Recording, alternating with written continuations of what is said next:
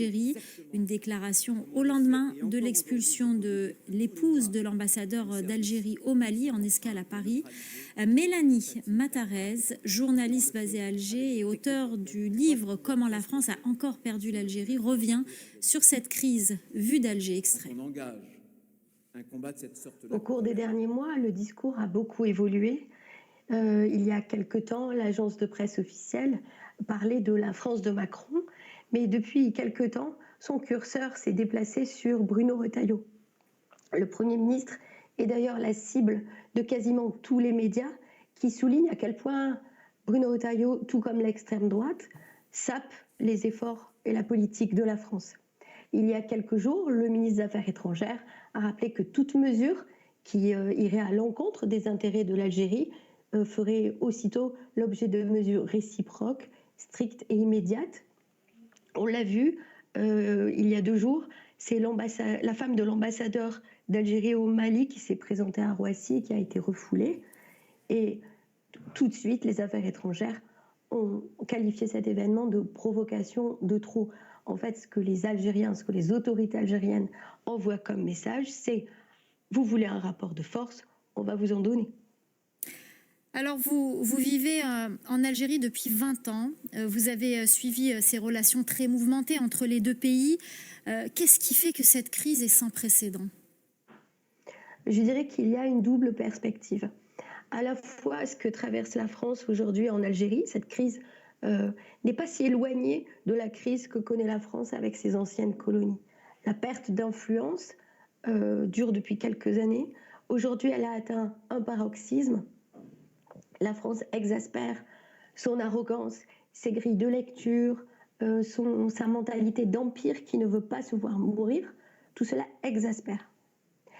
Mais il faut aussi regarder les choses d'un point de vue micro.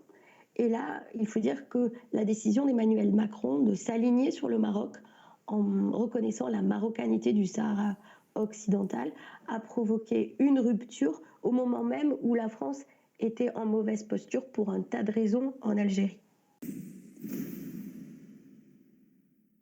France has always history is clear in that France is defined by commitment to liberal values domestically and colonial conquest abroad. Liberty, fraternity, equality, for some but not for others. Let's take a deeper look. Addendum. This video will look at one specific example of this, which is France's extensive and brutal history of colonialism and war crimes. This is by no means exhaustive, as there are simply too many, and other colonial forces likewise did horrible things, but we're not comparing here. The purpose here is to highlight France's actions, particularly because its history is often glossed over, while it portrays itself as a global moral authority of sorts. We'll get to the other ones.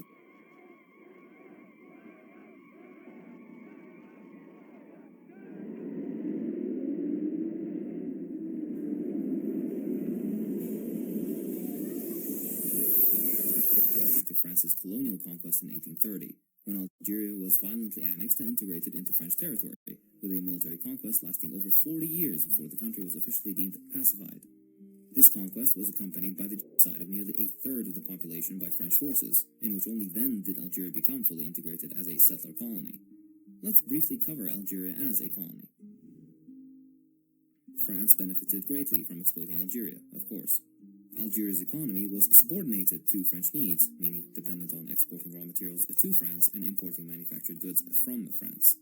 This was done in order to create a system of dependency, which of course led to the underdevelopment of local industries and infrastructure, leaving the Algerian economy incomplete post-independence.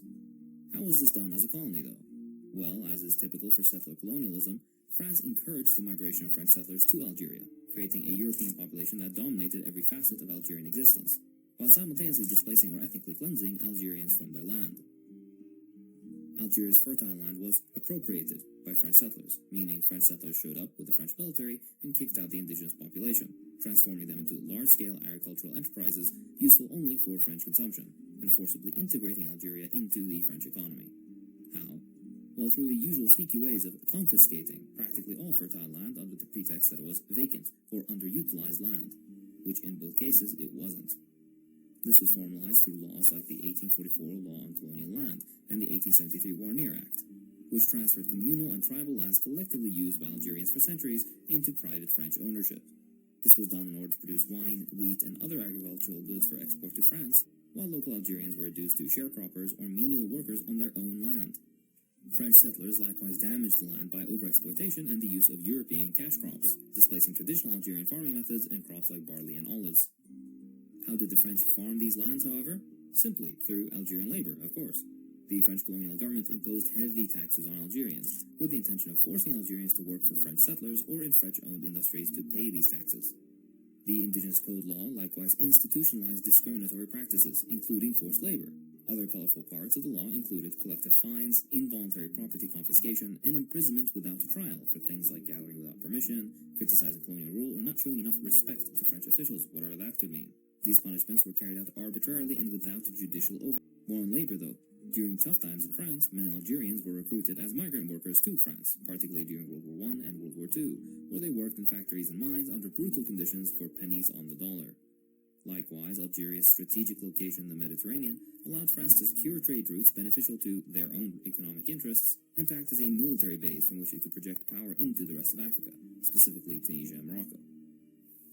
Algeria's mineral wealth, including iron, phosphates, and oil, was systematically exploited by French companies. These resources were extracted using essentially unpaid Algerian labor and immediately exported to fuel France's industrial development.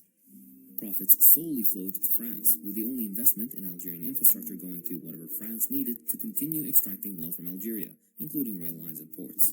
In fact, infrastructure projects would entirely and intentionally bypass Algerian communities, instead focusing on areas of economic importance to France or French settlers. These same French mining companies, with state support, heavily polluted the land with little regard for the environmental or social impact on local communities. Algeria was framed as a civilizing mission, a cute name for colonialism and ethnic cleansing. This civilizing mission, as we've shown, conveniently only benefited French industry and French settlers in Algeria, to the total economic, social, and political exclusion and subordination of Algerians.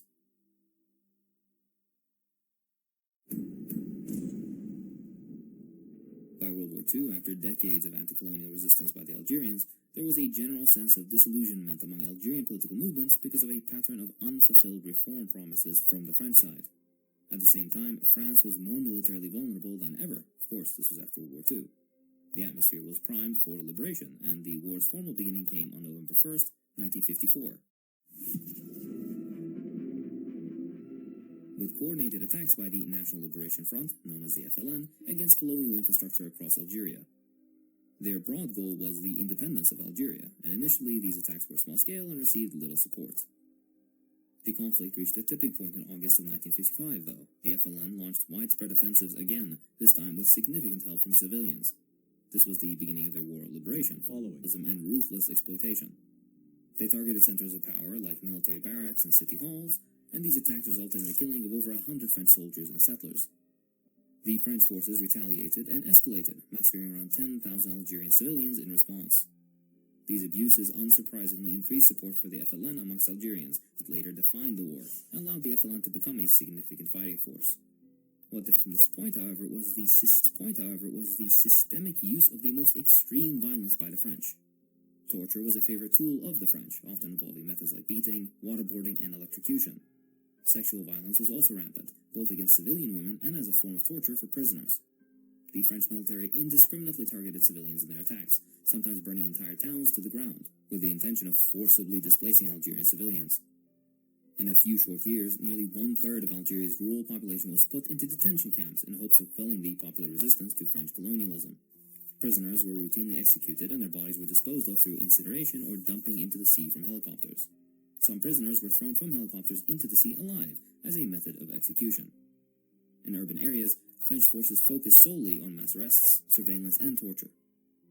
Even after the war, France abandoned many of the fairly few indigenous populations it had recruited for support during the conflict, with de Gaulle calling them a magma which has served no purpose and which it was necessary to get rid of without delay.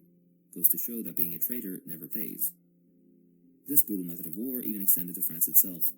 The Paris massacre of 1961 saw French police kill hundreds of peaceful Algerian protesters, many of which were thrown into the River Seine to drown. I don't care if I mispronounce that. Despite France's military superiority, though, diplomacy was the decisive factor.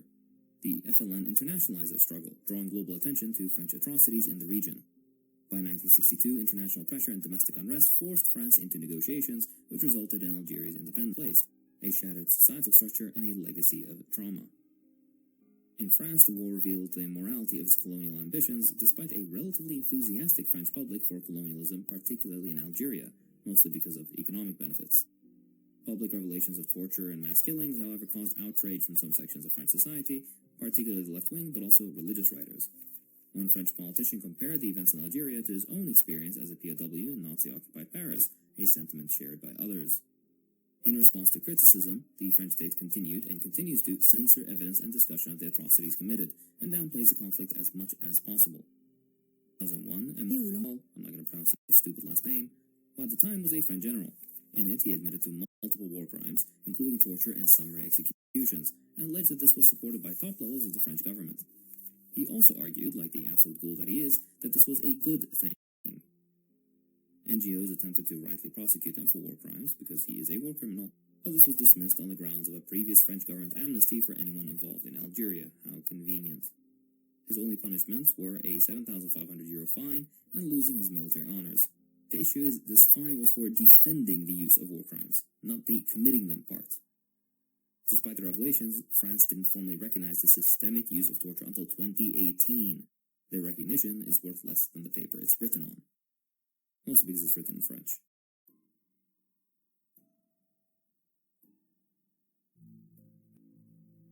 The political situation leading up to the French Indochine War is harder to simplify. French resentment against French rule combined with emerging communist ideas after World War I. The peace treaty and opened up negotiations with the Viet Minh. A ceasefire deal was reached, but, with American assistance, as always, Vietnam was left divided into two states, cut along the middle. It saw France leave the region, and the US coming in instead. The most significant political legacy of the First Indochina War was that it ultimately led to the Second Indochina War, massive loss of life. Do this. French atrocities in this period actively worked against military efficiency.